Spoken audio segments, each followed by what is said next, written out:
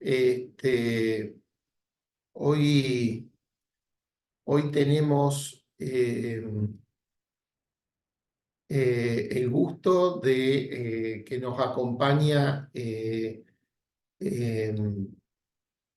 la doctora Yanina Máximo, médica dermatóloga pediatra de nuestro hospital, del Hospital de Niños Ricardo Gutiérrez, y le agradecemos por su presencia, y es el inicio de este año de los Ateneos Virtuales de la Urgencia, y nos va a hablar desde el punto de vista dermatológico pediátrico del fallo cutáneo agudo. Gracias, Yanina, por venir. Gracias por invitarme, gracias por hacer participar al servicio a través mío, el servicio de dermatología del Hospital de Niños Ricardo Gutiérrez. Y bueno, un gusto estar con ustedes y espero que esto sea de su interés. La idea de hoy de la charla de fallo cutáneo agudo es presentar una situación clínica. En el 2017 me tocó definirla con motivo del Mundial de Dermatología Pediátrica y me costó muchísimo encontrar una buena definición.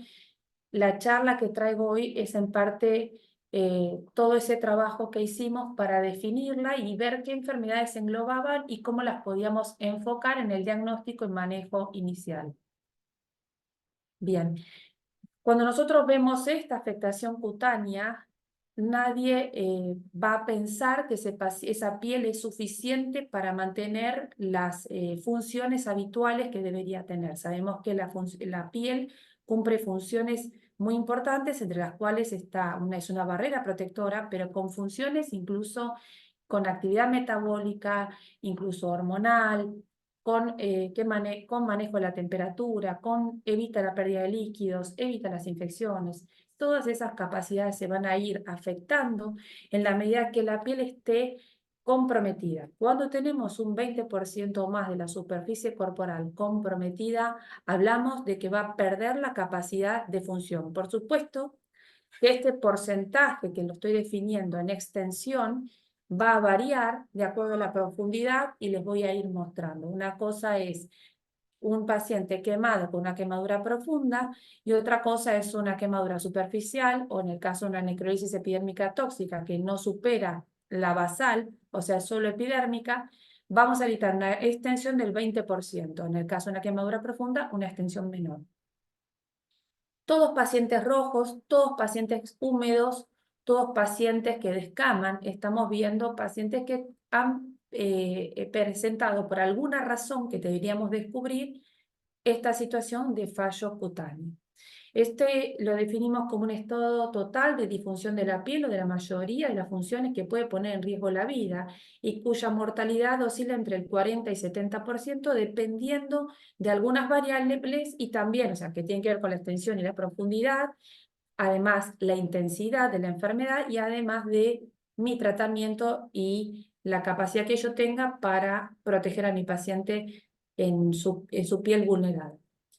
Hablamos de la extensión y la intensidad del daño como dos grandes variables. La extensión se mide en superficie y se mide en profundidad, y la intensidad va de acuerdo a la inflamación, y la inflamación tiene que ver con la etiología. Esta última variable es más difícil de descubrir. A veces podemos aproximar algo, y eso le voy a dar un par de claves, pero es el diagnóstico etiológico por ahí va a requerir de la interconsulta. ¿Quiénes tienen mayor riesgo de fallo cutáneo? En la edad pediátrica, los recién nacidos, los niños, cuanto más chiquitos, estamos hablando de pacientes sin comorbilidades, solamente que estamos hablando de franja etaria, y en el caso de la dermatología general, los ancianos, como los niños, ¿no? Y los recién nacidos. En cuanto a la extensión, hay distintos métodos de medición, podemos usar los métodos que utiliza Quemados, y en cuanto a la profundidad, lo mismo. Lo importante que tenemos que saber es que cuando es una historia, cuando la lesión atraviesa la membrana basal de la epidermis, o sea, afecta la dermis y más allá de la dermis, o cuando afecta la epidermis, como dos grandes grupos. Van a afectar el tema del balance hidroelectrolítico con pérdida de líquidos y electrolitos, y eso va a tener que ver con la causa, con la inflamación y con lo que está pasando en esa piel. No es lo mismo el paciente de la izquierda, que es un tipo de ictiosis, las ictiosis van a producir una deshidratación de tipo hipernatrémica.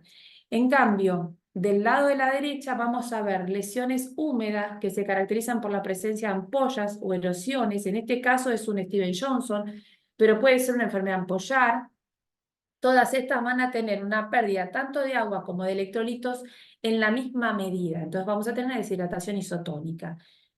¿Cómo puedo ver una u otra? ¿Cómo puedo hacer una diferenciación? ¿Por la presencia de ampollas, por la presencia de erosiones o por el dolor cutáneo? Estas tres situaciones me hacen pensar que hay necrosis y en ese caso voy a tener pérdida de electrolitos y agua en misma proporción.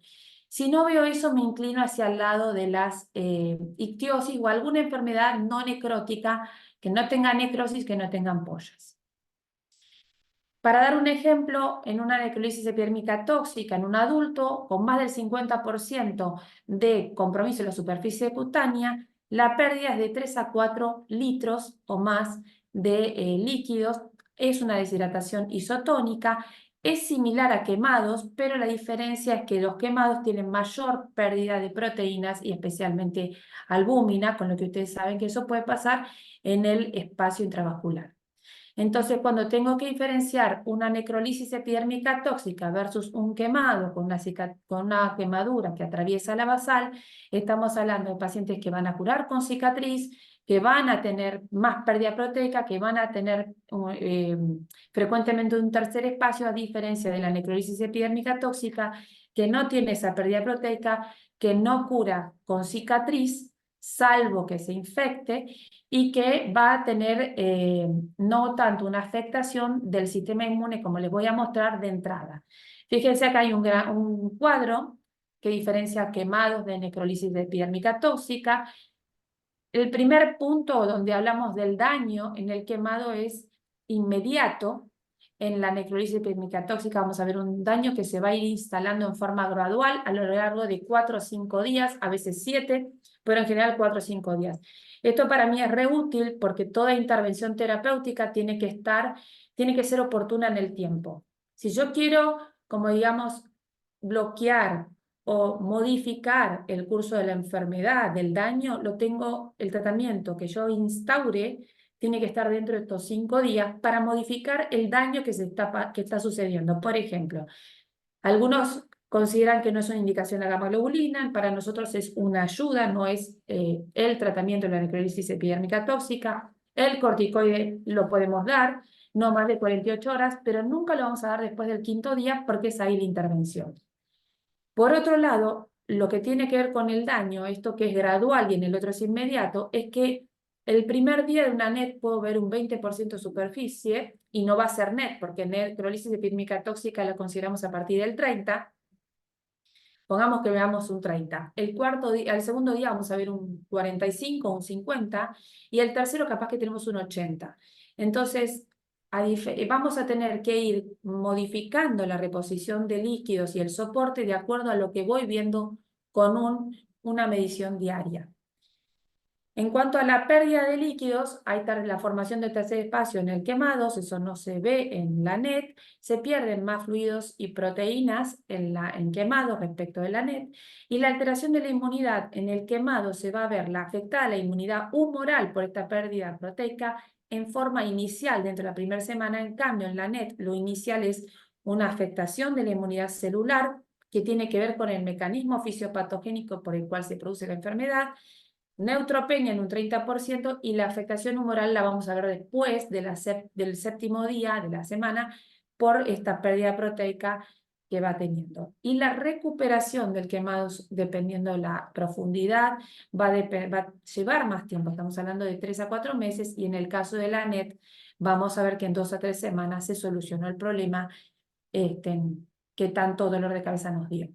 Entonces, volviendo a los fallos cutáneos, acá vemos distintas pieles. Vamos a ver esta de la izquierda con mucha descamación, grandes escamas. Fíjense la sábana, cómo va dejando escamas en la sábana. Acá abajo lo mismo, son dos situaciones parecidas, un poco más rojo, un poco menos rojo, un chico más chico, una chica más grande. Esta chica vino en febrero, venía con un sobre todo en la sala de espera y entonces la vimos. Ese fue nuestro triage y la entramos. porque estaba evidentemente eritrodérmica para que con 30 y pico grados de temperatura tuviera frío. Es por la incapacidad de la regulación de la temperatura. Bien, acá claramente por esta rojez podemos darnos cuenta que hay más inflamación que en este, y es porque este paciente tiene una psoriasis en placa que se transformó en eritrodérmica, ¿sí? Se puso toda la piel roja, persistente, extensa, con inflamación y descamación, que esa es la definición de eritrodermia, y acá tengo una paciente con una eritrodermia con descamación que tiene una sarna noruega. ¿Está? De este lado tengo dos pacientes rojos, en este caso un poco más resumante, en este caso menos exudativo, ¿no? Más exudativo, menos exudativo, con mayor... este paciente tenía mayor afectación, mayor impacto en el estado general. Este paciente tiene una psoriasis pustulosa eritrodérmica, el de acá abajo, y el de acá arriba es una farmacodermia en un viraje, es una farmacodermia por becnidazol, en un viraje de un DRES, que les voy a contar en un ratito, que es una farmacodermia eritrodérmica sin necrosis, sin dolor cutáneo, y cuando empieza a expresar dolor cutáneo es porque empieza a tener necrosis y estamos virando una necrólisis epidérmica tóxica o el viejo conocido síndrome Lyon. Hasta acá hablamos de distintos cuadros, miramos un poco la imagen y la superficie corporal afectada, y acá vamos a introducirnos un poquito en la intensidad. Esto les comenté que es más difícil de evaluar, pero ahí, por ejemplo, con el color podemos tener una aproximación, con el dolor otra aproximación, a ver la intensidad. Si tengo dolor, hay necrosis, de acuerdo a, siempre hablamos de una necrosis superficial, ¿está? Y si tengo rojez y edema, puedo ver un poquito la inflamación. Aquellas enfermedades que tienen una inflamación muy activa van a requerir un 10% de superficie corporal roja o afectada para entrar en fallo cutáneo. Y este es el caso de quemaduras, lo estoy diciendo en términos generales, hay situaciones particulares donde se requiere menos, enfermedades ampollares autoinmunes, como por ejemplo el pénfigo, la NET, la psoriasis pustulosa. Fíjense que la psoriasis pustulosa yo la pongo del lado de inflamación muy activa y la psoriasis en placa la pongo del otro lado, ¿sí? Son dos tipos de psoriasis, de los cuales la más severa o la más grave y más desequilibrante es la pustulosa. Y después tenemos, con moderada inflamación, van a requerir un 30% o más, y son trastornos de queratinización, por ejemplo, una ictiosis, por ejemplo, una dermatitis atópica o una psoriasis en placa. En la evaluación inicial, entonces, tengo dos parámetros que tengo que medir, que son la extensión y la inflamación, buscando algunas lesiones en piel, a ver si me pueden dar una pista, para ver si hay alguna causa que yo pueda identificar. Es difícil, cuando el paciente está eritrodérmico, con fallo cutáneo, poder encontrar la causa, pero tenemos que hacer un buen interrogatorio, preguntar antecedentes familiares. Cuando tenemos un paciente con psoriasis o una enfermedad autoinmune, que se presenta en la infancia, en general tenemos entre un 20 y a veces un 30% de antecedente presente familiar. Entonces, este es el caso que les mostré antes, un paciente con una psoriasis eritrodérmica, todo rojo, con afectación del estado general, con muchas pérdidas que se pueden ver, y que el manejo importante desde el punto de vista de la emergencia es rápido de identificación del fallo cutáneo, reposición, medio interno, reposición hidroelectrolítica, soporte nutricional, manejo de la temperatura, que lo voy a resumir todo al final esto, y no es que vamos a hacer una biopsia, porque no va a ser probablemente diagnóstica incluso, lo vamos a interconsultar para el manejo específico, que va a ser un tratamiento de la patología. No, en general, en la psoriasis tratamos de no usar corticoides, sino usar una inmunosupresora, una ciclosporina o alguna otra medicación que consideremos, pero no un corticoide. Acá podemos ver lo grueso de estas escamas, las grietas donde después se puede infectar, la eritrodermia, ¿sí? El dolor que le puede producir. Esta es una paciente, este es su primer día de llegada al servicio, vino eritrodérmica, encontramos estas pústulas, y este es el caso de una paciente, creo que tenía 15 o 16 años, porque, bueno, ya tiene más edad en realidad, pero no le fue mal, tiene una psoriasis pustulosa, eritrodérmica, toda roja. Estas pústulas me hacen pensar en la psoriasis pustulosa, y cuando miramos más, estas escamas me hicieron pensar en la psoriasis y en la forma pustulosa. Entonces, de esta manera se pudo hacer un tratamiento inicial, no solamente de soporte, sino específico, con rápida mejoría. Fíjense, la descamación posterior, ella va a descamar, como todas estas enfermedades pueden descamar mucho tiempo, incluso cuando están rojas, y después hay una descamación posterior, fíjense el grosor en palmas y plantas y la pérdida proteica que tiene. Este es otro paciente con una psoriasis eritrodérmica con el cual no nos fue tan bien, que es una psoriasis eritrodérmica pustulosa que se sobreinfectó con un SAMR, un shock séptico y falleció. Entonces son pacientes con gran desequilibrio hidroelectrolítico, con gran impacto general y con grandes chances de sobreinfección bacteriana, punto de partida de la piel. Cuando hablamos de estos fallos cutáneos infecciosos, dos ejemplos que vemos siempre, la sarna, o sea que de sarna vemos todos los días, no es que vemos sarna eritrodérmica todos los días, pero sarna vemos muy frecuentemente, esto es para tener en cuenta.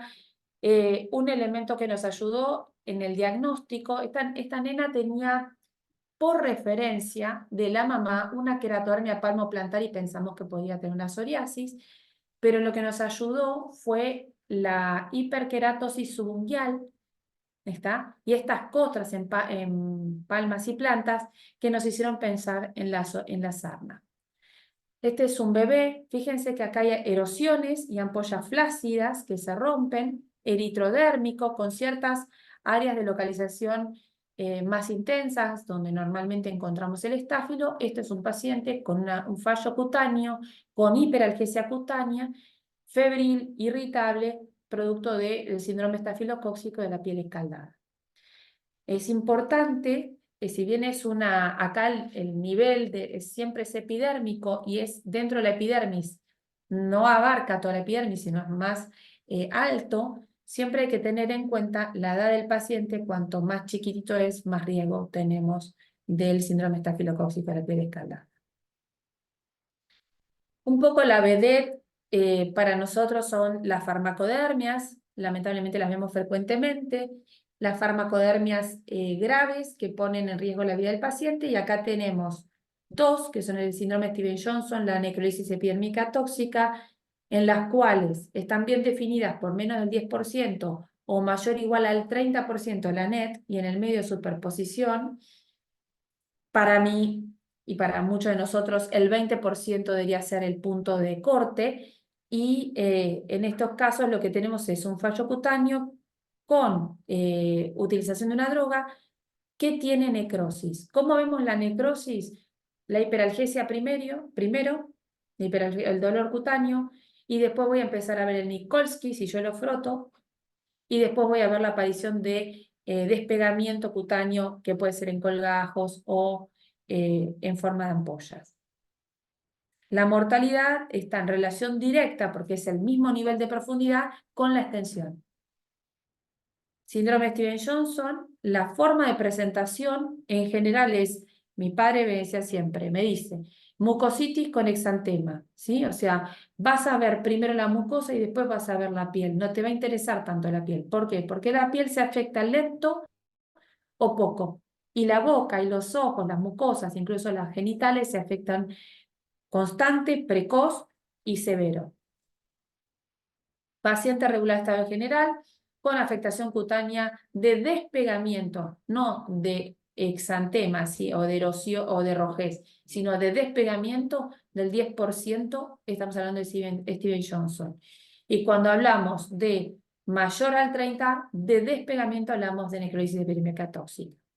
Entonces, frente a un paciente en mal estado general, que tiene un exantema ampollar, con menos del 10% de despegamiento, con mucositis constante, precoz y grave, con afectación de una o más mucosas, ¿sí? Frecuente, altamente frecuente, boca y labios, ojos, y se va, digamos, distribuyendo hacia abajo en menor frecuencia. Incluso hay que tener en cuenta la afectación digestiva, urinaria y respiratoria.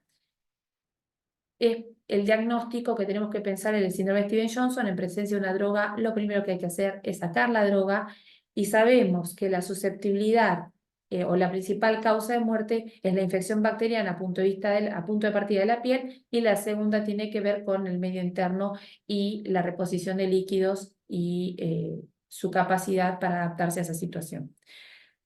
Laboratorios de control y más nada, ¿sí? Manejo la temperatura, manejo los líquidos, manejo la nutrición y manejo de las curaciones de la piel.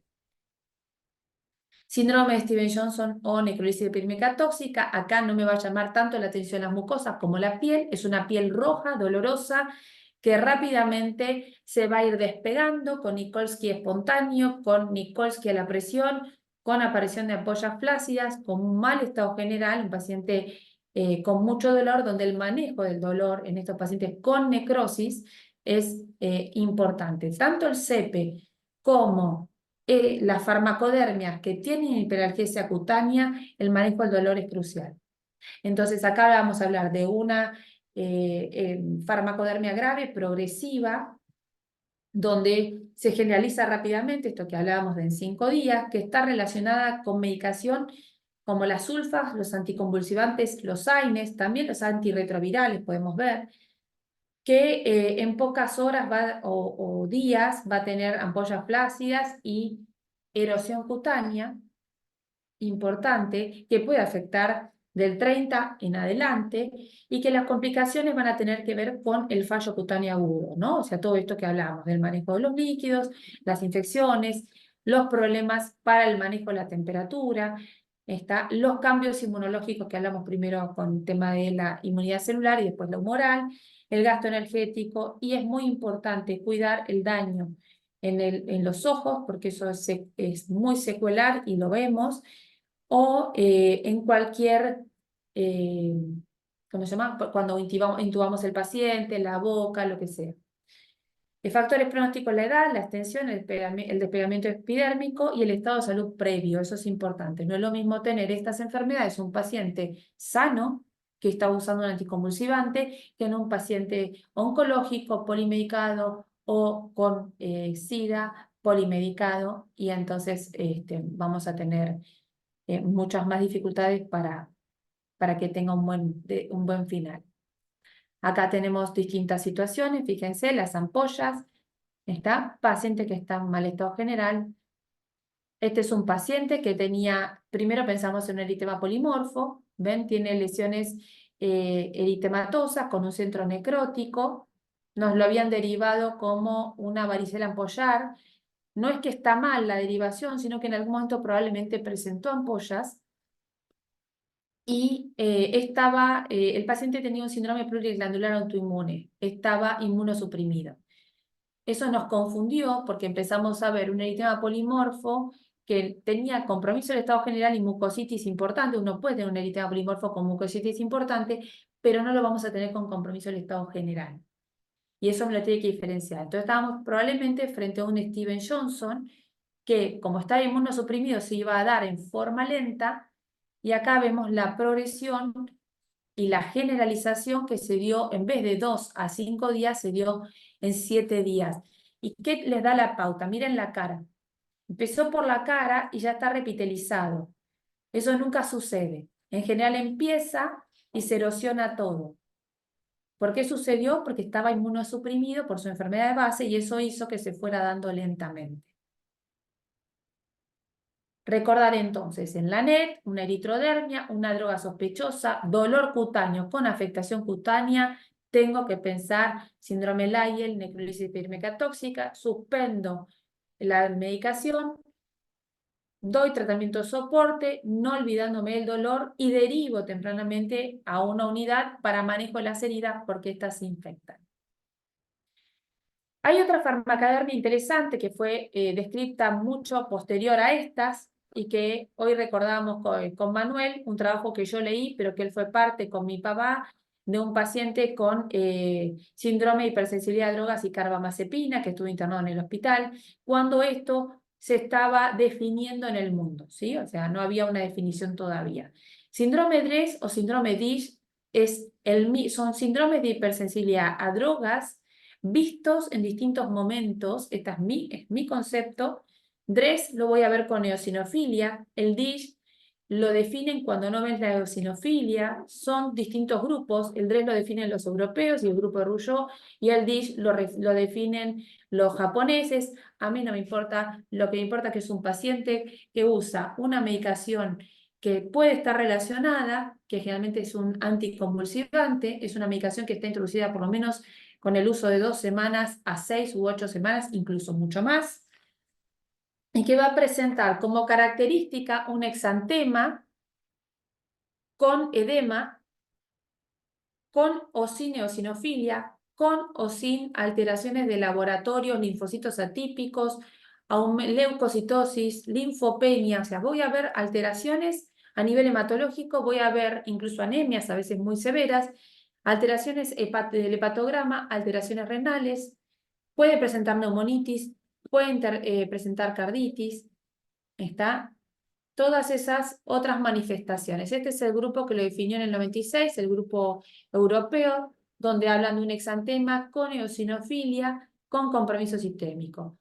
Como concepto, paciente que tiene un exantema febril con una erupción cutánea generalizada, con compromiso sistémico, con edema, porque eso es importante, es un edema fijo acral, labios, cara, manos, pies, puede ser escroto, con una droga relacionada, primero saco la droga y después me defino hacia dónde voy a encarar el paciente. Este es uno de los pacientes, tenía una distrofia miotónica de Steiner, estaba medicado. Lo primero que pensamos es una escarlatina, lo segundo que pensamos es un Kawasaki, pero con droga relacionada. Algo que hoy es una pista para mí son pustulitas. Tenía pustulitas acá en la nariz y esto a veces está también descrito hoy en el DRESS, que es DRESS con pustulitas. Y en este caso, fíjense que acá también tiene la descamación intraxantema, igual que la escarlatina. Acá se ven las pustulitas también, en la punta de la nariz. Y en ese caso, aunque piense una escarlatina, saquen la medicación anticonvulsivante, saquen la medicación y vean qué es lo que pasa, porque de seguir dándosela, la posibilidad de un viraje de una de estas a una con necrosis existe y se las voy a mostrar. Otra forma de expresión es un exantema morbiliforme, también.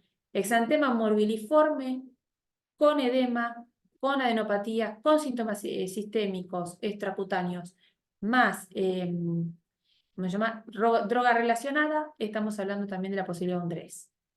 No hay un elemento, no hay un laboratorio, no hay una histología que me dé el diagnóstico en el momento que yo tengo que hacer el diagnóstico. Este es un paciente de 3 años en el cual pensamos una escarlatina, después pensamos un Kawasaki. Digo pensamos, hablo de la comunidad médica, ¿sí? Y fue medicado para cada situación. El paciente presentaba convulsiones febriles, estaba tratado con fenobarbital.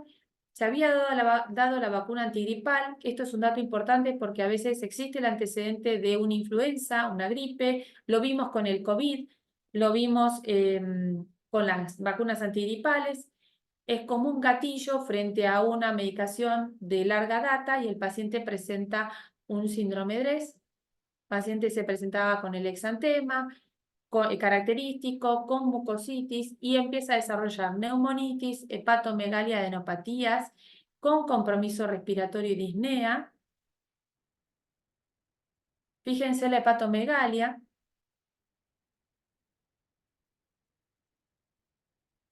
Fíjense el regular estado general, el edema, la irritabilidad. Y les quiero mostrar en la pierna, bueno, acá también se ve, fíjense, ahí hay una erosión, la placa con un infiltrado intersticial, tenía fenobarbital un mes, tenía fiebre, tenía exantema, tenía eosinofilia, tenía una hepatitis, una neumonitis, adenopatías. En ese momento hicimos el diagnóstico de un DRESS. Suspendimos el fenobarbital, indicamos pulsos de solumedrol. hicimos una biopsia cutánea para ayudarnos porque a veces tenemos que tomar conductas, eso lo hacemos nosotros para después avalar una conducta que por ahí tomamos en forma empírica, y pedimos serologías, sobre todo relacionadas con el virus herpes, que están relacionadas con este síndrome de Graves. Fíjense, acá tiene otra erosión, y el paciente estaba haciendo una necrosis y un despegamiento cutáneo. Hay que estar atentos porque quizás no la presentan en el lugar común.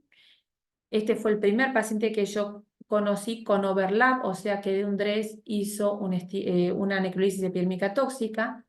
Eso nos retrasó en el diagnóstico. A veces esperamos que tenga el 30% y eso retrasa el diagnóstico de la NET. Cuando veo un paciente con DRES con presencia de ampolla o erosión, tengo que pensar que va a ser la NET. Y la chance de peor evolución y mayor mortalidad está, ya que están activados inmunológicamente varios mecanismos. Fíjense, el paciente ya estaba con una farmacodermia grave de NET, además del DRES que había tenido previamente, ya estaba en terapia intensiva y con mal manejo de la temperatura, con gran deterioro general, y finalmente falleció.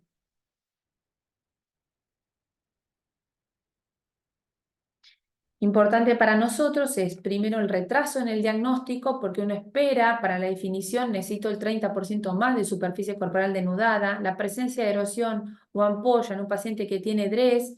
Primero tengo que ver que no esté frente a la noxa, generalmente está relacionado con la noxa, en este caso la madre, por su cuenta le siguió dando el fenobarbital, pero a veces nos pasa a nosotros que no nos damos cuenta cuál es la medicación que lo está produciendo, y vamos sacando en un paciente polimedicado antibióticos y no sabemos. Y la segunda es que acá tenemos otro problema. Hay dos vías inmunológicas activas. No sabemos si indicamos la gamma globulina, si suspendemos el corticoide, que trae el DRES. Estas fueron dificultades que fuimos presentando. Entonces, para resumir, ¿cuál es la conducta frente a esto? Primero el aislamiento, manejo del medio interno, manejo de la función y evaluación de la función respiratoria, hepática y renal, cuidado de la piel con curaciones antisépticas de las heridas, gasa vaselinada estéril, no hacemos más debridamiento, no levantamos la piel ni la frotamos, solamente hacemos vigilancia, vemos que esa piel funcione y no esté sobreinfectada. Vamos curando muy celosamente nuestras heridas y tratamos de que sea siempre la misma persona que las ve para poder tener un control diario de heridas. Control de la temperatura, evaluación constante de las drogas utilizadas, suspender la corticoterapia en este paciente fue importante porque una vez que vos tenés la presencia de erosión, tu principal fantasma, tu principal problema es la sobreinfección bacteriana, y es lo más importante porque es la causa de muerte. Dimos la gamma globulina endovenosa, si bien está cuestionada, nosotros todavía la seguimos usando, ya que no hay nada, no hay trabajos realmente sólidos como para decir esto sirve o no sirve. Nosotros hoy tenemos muy buena sobrevida, así que lo seguimos haciendo. Lo que sí sacamos fue el debridamiento y optimizamos nuestras curaciones, sobre todo cuando ya estamos después del quinto día y el área de donación es importante. Tenemos que, digamos, ver bien esto que hablaba al inicio de la oportunidad de medicación, ¿no? No voy a poner un corticoide, una gamma globulina, después del quinto día es innecesario, y voy a optimizar mi curación después de que veo el inicio de las erosiones. La tercera dificultad fue en este paciente la curación, y fue cuando empezamos a decidir no debridar. Fue el primer paciente que vimos con DRESNET, y a partir de él no debridamos, ¿sí? Usamos gasas vaselinadas, a veces sulfadecina de plata, lavados con clorhexidina, siempre tibios. Recuerden que es importante que mantenga la temperatura corporal, control de la hemostasia, podemos usar parches, se puede usar distintos apósitos para mejor manejo de esta piel. Bueno, esto tiene que ver con el paciente en sí, de las conductas que fuimos tomando, pero bueno, para resumir y que esto no sea muy plomo, indicadores de infección, deterioro, cualquier cambio rápido del estado del paciente, o sea, un deterioro del sensorio, un cambio de la temperatura térmica, de la curva térmica, normalmente hacen fiebre. La necrosis hace fiebre, lo que tenemos que tener es una curva y ver si en algún momento se modifica el patrón. Alteraciones respiratorias, siempre un DRES que tiene, si tenemos un DRES que viene de una TBC y que está dado por antituberculosos, tiene peor pronóstico que un DRES que está dado por un fenobarbital. Si tengo compromiso respiratorio es un factor pronóstico en el caso de DRES. Deterioro hemodinámico, alteración de la termorregulación, requerimiento de insulina, todo lo que son parámetros generales de impacto del medio interno y de esta insuficiencia respiratoria. Perdón, de esta insuficiencia cutánea. Temprana hospitalización en UTI o en cuidados de quemados o donde yo le pueda dar el mejor manejo y antisepsia y manejo de esas heridas. Una cosa acá, como para tener en cuenta, una cosa es el fallo cutáneo que tiene dolor y que tiene necrosis, que yo sé que se va a erosionar y se va a infectar. Y otra cosa es el fallo cutáneo que no tiene necrosis, que no tiene erosiones, que tiene menor posibilidad de infección salvo una psoriasis pustulosa. Por ejemplo, una escarlatina, una ictiosis, una psoriasis en placa, lo puedo manejar en sala. Está con una habitación individual, ¿no? Pero los que tienen erosión, necrosis, lo tengo que manejar en terapia intensiva o cuidados quemados. Soporte vital, curaciones de piel y mucosas, control metabólico, soporte nutricional, tratamiento del dolor, temprano, obsesivo, ¿sí? Con buena vigilancia de las infecciones y en el caso de las mucosas, con ayuda de oftalmología para ver esos ojos. Manejo temprano de las complicaciones, balance electrolítico, reposición de líquidos, administración proteica, termorregulación y manejo de la temperatura, tratamiento de la enfermedad específica, si puedo. Está, por ejemplo, en la psoriasis, por ejemplo, en la sarna eritrodérmica, está, todas estas voy a, por ejemplo, en la sarna buscar una vía sistémica para administración de la medicación. Está, bueno, no sé, quedo abierta a preguntas, creo que es larga. Bueno, muchísimas gracias, Yanina. Un aporte, habitualmente una de las causas más frecuentes de este tipo de enfermedades, hablamos de la farmacodermia específicamente, suelen ser los anticonvulsivantes de anillos aromáticos y alifáticos, y ahí es importante sustituirlos por benzodiazepinas, clobazam habitualmente, hasta ver la evolución y su mejoría e intentar colocar algún anticonvulsivante más moderno que generalmente no traen este tipo de problemas. Y a ver, bueno, agradecimientos a Yanina. Y la otra cuestión, las sobreinfecciones que suelen ser importantes, y bueno, los reactantes de fase aguda. Y la otra cuestión que también vemos en la farmacodermia es la interacción, los exantemas sinérgicos que tanto hablaba de tu papá José, en cuanto a que hay infecciones virales más farmacodermias o más fármacos separados que por ahí no tenían por qué dar este tipo de patologías y juntos sí daban patologías, exantemas sinérgicos y complicaciones de este tipo. Y resaltar lo que comentabas, Yanina, en cuanto a tener cuidado con la presencia de ampollas como factor de riesgo de severidad en estos casos. Y el manejo muy cuidadoso y a veces en terapia intensiva de estos pacientes cuando tienen compromiso generalizado, ampollar, febril, sistémico, porque son pacientes de alto o altísimo riesgo. Acá hay una pregunta de Samantha Moroni que te pregunta, Yanina, ¿sirve colocar antibióticos en una piel eritrodérmica para evitar sobreinfección, sobre todo en nuestro medio hospitalario? No, no, antes se hacía incluso tópico y sistémico y se vio y se desaconseja el uso para no seleccionar cepas resistentes. Hacemos medicación cuando creemos que hay un cambio o que la causa es infecciosa o que hay un cambio que me indica que puede haber una infección a punto de partida de piel, y ahí voy a hacer un tratamiento teniendo en cuenta el nosocomio en el que estoy, lo que tengo como bichos dominantes en mi terapia o donde sea. En respecto a lo que decías, Manuel, de los virus, a mí me fascina el exantema sinérgico, y en el DRES, para no hacerles lío, porque es muy difícil, tiene idas y vueltas. Una NET, yo les dije, en 3 semanas se resuelve, un DRES o DISH se resuelve en un año. O sea, el alta es un año, queda disregulado. ¿Qué va a tener? Va a tener sucesivas reactivaciones virales a virus herpes, y con cada reactivación un sinergismo. Y con cada sinergismo quizás vienen con un exantema o internados, ¿eh? Estaba mejor y presenta un exantema. Yo lo he visto mucho más.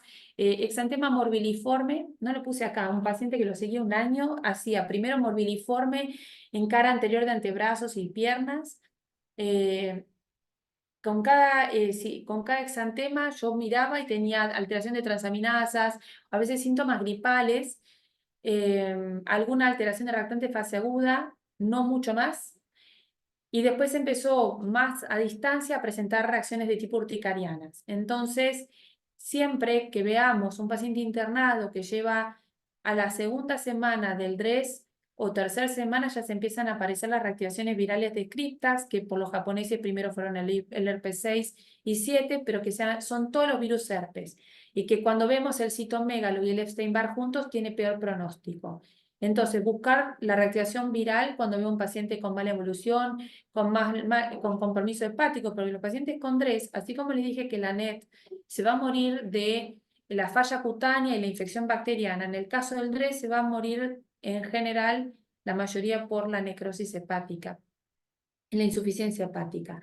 Entonces, la piel me sirve, primero la tengo que cuidar porque tiene un fallo cutáneo, pero me sirve para hacer diagnóstico, tratamiento y chequeo de estos virus. Acá me preguntan, o sea, cada vez que yo veo una reactivación, los tengo que volver a buscar. Acá me preguntan, ¿la curación con vaselina estéril es oclusiva? Sí. Si hacemos lo que hago yo, o sea, no hay un es. Cada escuela fue encontrando su modo de trabajo. Lo cierto es que nosotros teníamos un 40, un 70% de mortalidad, y hoy es muchísimo menos. Muchísimo. O sea, son 1 de cada 10 que no tienen suerte con nosotros. ¿Qué hacemos? Gasa estéril, vaselina estéril, la humedecemos con solución fisiológica entibiada, limpiamos con solución fisiológica entibiada y clorexidina diluida la piel sin raspar, apoyando suavemente y en el menor tiempo posible, porque va a quedar expuesto, porque va a perder temperatura, porque el paciente se estresa y la piel se estresa. Lo cubrimos y ponemos por encima de donde dejamos puesta la gasa apoyada, o si usamos, a veces usamos los apósitos perforados de metilcelulosa, o sea, hay distintos apósitos que podemos usar para regenerar esa piel, ya cuando está en cuidados intensivos, ¿no? O sea, donde yo lo puedo aplicar. Le dejamos puesto un aro con caloventor, con un manejo de la temperatura, y la sábana por arriba para que no tenga roces. Colchón de aire o colchón de agua, el colchón que tengan que le genere menos roce. ¿Quién realiza en el hospital? En este hospital lo realiza dermato. O sea, si el paciente, nosotros internamos un paciente, lo realiza el que lo sabe hacer. Quemados lo sabe hacer, plástica lo sabe hacer y dermato lo sabe hacer. Las farmacodermias las internamos nosotros y las tratamos nosotros. Sí. Bueno, si no hay más preguntas, agradecemos la presencia de Yanina y damos por concluido el Ateneo de hoy. Muchas gracias por participar.